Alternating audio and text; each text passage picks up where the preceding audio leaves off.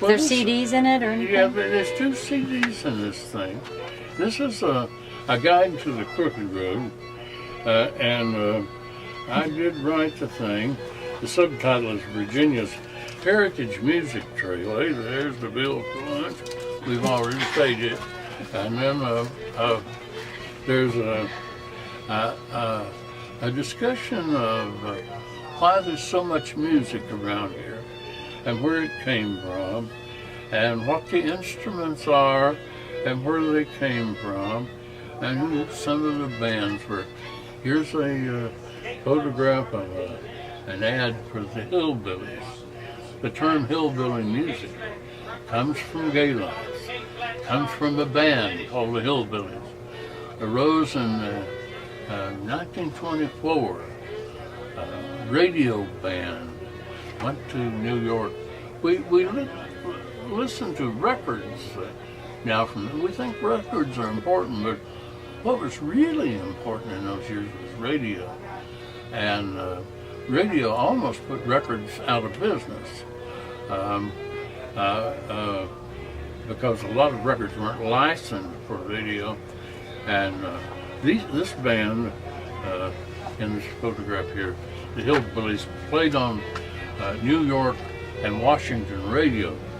And those early, there were only a few stations, starting with KDKA in 1920.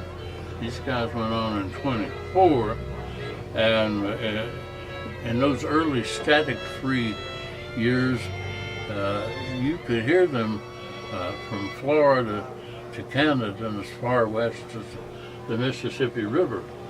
And they played vaudeville theaters, and they go and be on radio for several weeks every night, and then they'd go off on tour, and people who had heard them on the radio would come to the shows.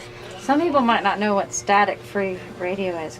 They wouldn't know what static-free radio is. Well, what does that mean? That's when they could broadcast as far as they wanted, right? Well, nowadays, everybody who has an electric fence out here to keep this bull from jumping the fence and going over and molesting your cow, that electric fence has a pulse to it. And every time it gives off a pulse, it's a broadcast. And if you're driving down the road with your car radio on, it's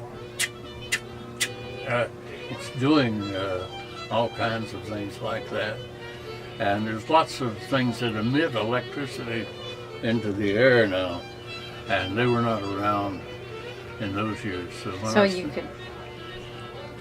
The clarity of it, you could hear those. Well, even when I was a kid, I'll soon be 77. Even when I was a kid, there were radio stations down on the border.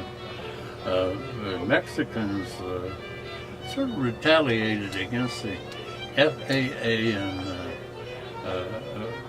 they divided up the AM and FM dials, and they in Canada had left no room for Cuba or Mexico.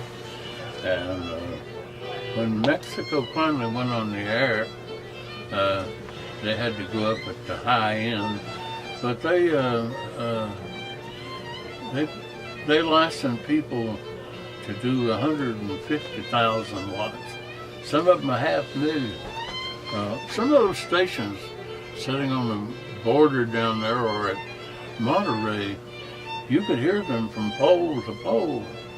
And the reason the car got ran away from down the Crooked Road here for so famous is because they were on border radio. It's not because of the records that they made.